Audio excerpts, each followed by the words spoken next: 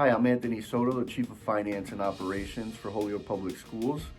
Today we have a short video for you that discusses our isolation rooms and what would happen if a student becomes symptomatic during the school day while they're in person. We hope you enjoy the video. We have an isolation room in our building. It's for any student who is showing symptoms of COVID-19. It's to prevent the children from being in this room. That way I can continue to take care of well children.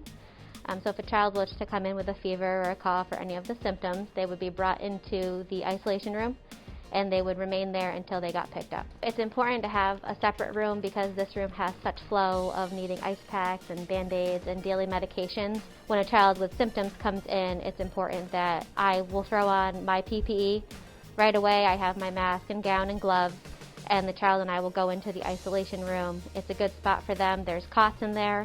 There's also desks in there, so if the child is feeling up to it, they can sit up at the desk. Sometimes their ride is here within 20 minutes. Sometimes if they need a special bus, it could take up to an hour. If a child is going home, they cannot go on a bus with any other student, so they do need a personal bus to come get them to bring them home. So one of the guidelines is that the isolation room and the nurse's office have to have the air purifiers and the filters get checked and they're constantly running. So if somebody's in the isolation room, as soon as they leave, the door would be locked for 24 hours.